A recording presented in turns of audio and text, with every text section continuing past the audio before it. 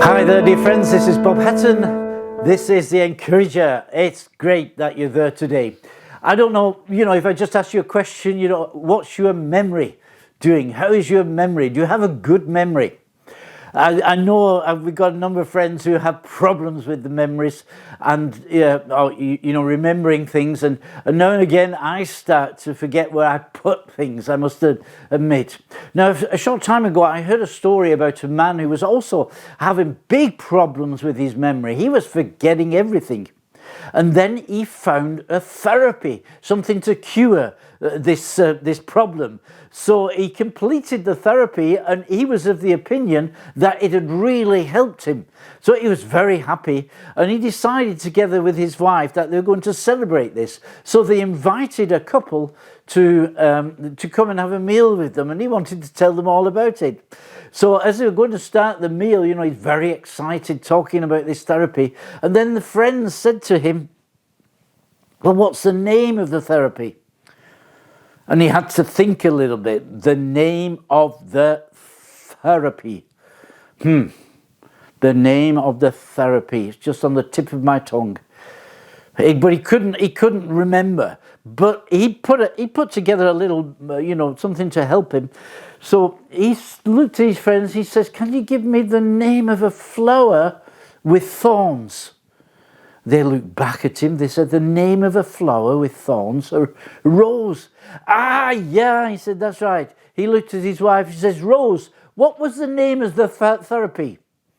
Well, I thought that was quite funny, but because I'm alone here today, nobody's laughing. Anyway, we do have sometimes problems with our memories, and that's what that was the problem with Israel today.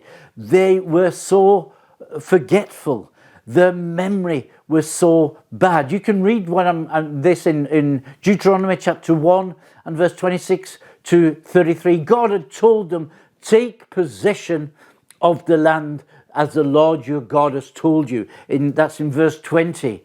And then they stubbornly refused to do that. We know there was fear, there was difficulties ahead, but God had told them they can receive the gift that he was giving them. They should concentrate on his faithfulness. They should concentrate on his mercy.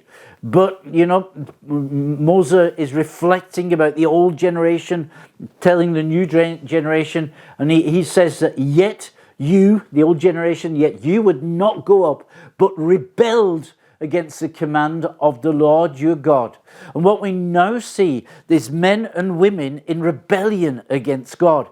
It's not just that they were doubting. It's not just that they had a little bit of weakness and things were a little bit difficult, but they made a conscious decision to disobey God and not to believe him.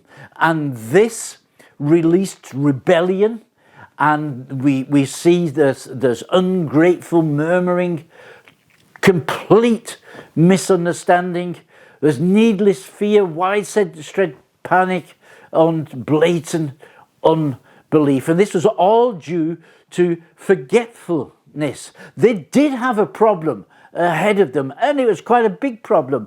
But let's just go back very short in the story. They were slaves in Egypt, and God delivered them out of slavery through 10 supernatural plagues. They didn't just read about that. They didn't hear about that from their great-grandfather. They experienced it themselves, and they left Egypt. They were slaves, and they left Egypt as free people. They went across the first part of the desert, and Pharaoh sent his army, trained soldiers, brutal soldiers, who would come and they would kill them all. And they were in a desperate position because they couldn't move on because the Red Sea was in front of them.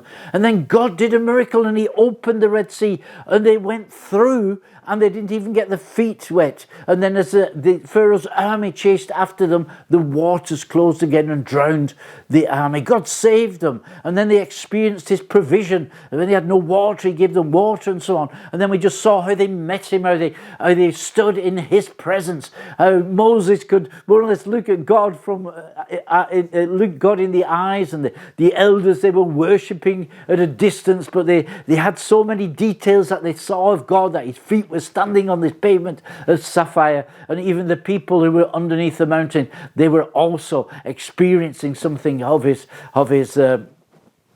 presence.